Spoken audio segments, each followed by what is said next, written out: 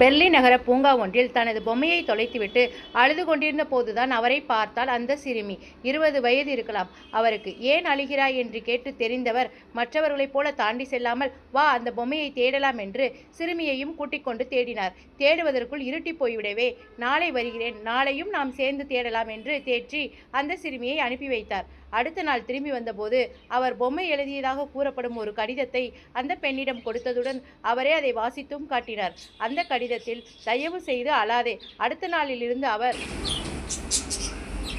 அந்த பொம்மை கொண்டு வந்ததாக கொடுத்து கடிதங்களை வாசித்து காட்ட ஆரம்பித்தார். இறுதியில், எனது பயணங்கள் வேறு வேறு கண்ட்ரிகளுக்கு சென்று வருவதால் நாளை நான் திரும்புகிறேன். நீண்ட பயணங்கள் என் உருவத்தை சற்று மாற்றியிருக்கலாம், ஆனாலும் அது நான் தான், என்னை ஏற்றுக்கொள் என்று எழுதியிருந்தது. சிறுமி மறுநாளுக்காக மகிழ்ச்சியுடன் பொம்மையின் வருகையை எதிர்பார்த்து காத்திருந்தார். மறுநாள் வந்த அவர் சிறுமியிடம் கேட்டு அறிந்த அடையாளங்களை ஒத்த ஒரு பொம்மையை வாங்கியிருந்தார். என்றாலும் அதை அறியாத அந்த சிறுமி வித்தியாசங்களான தோற்றங்களை கொண்டதை கண்டு மிகவும் சந்தோஷம் கொண்டதால் ஒரு சிறுமியை மற்றவர்கள் போல கடந்து செல்லாமல் அவளை தேற்றுவதற்காக அவள் எடுத்துக்கொண்ட கருணை அவள் மனதில் மிக பெரும் மாற்றத்தை ஏற்படுத்தியிருந்தது.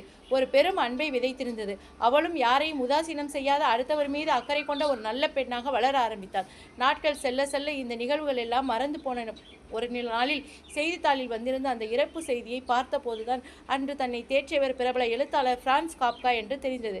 அவளுக்கு ஓடிச் சென்று அந்த பொம்மையை எடுத்து கட்டிக்கொண்டாள் அந்த பெண். அப்போதுதான் அந்த பொம்மைக்குள் மறைந்திருந்த காப்காவின் இறுதி கடிதத்தை கண்டுபிடித்தாள். அதில், பெண்ணே, நாம் விரும்பும் அனைத்தும் தொலைந்து போகலாம், திரும்ப கிடைக்காமலே கூட போகலாம், ஆனால் நம்பு, அன்பு வேறொரு வடிவில் நம்மை தேடி வரும், நிச்சயம் வரும் என்று எழுதியிருந்தது. மாற்றம் தவிர்க்க முடியாதது என்றாலும் அதில் எதிர்பாராத பரிசுகளையும் புதிய தொடக்கங்களையும் நமக்கு கொண்டு வரும் என்பதை நம்பியவர் காப்கா. அதுதான் அந்த சிறுமிக்கு நடந்தது. நாம் விரும்பியதை சில சமயம் இழந்தாலும் ஆச்சரியமான மற்றும் அர்த்தமுள்ள வழிகளில் அவை நமக்கு திரும்ப கிடைக்கலாம் என்பதை அறிந்து ஏமாற்றங்களையும் நாம் ஏற்க பழகுவோமாக. இந்த கதை உங்களுக்கு பிடிச்சிருந்தா மறக்காம நம்ம சேனலை சப்ஸ்கிரைப் பண்ணிடுங்க.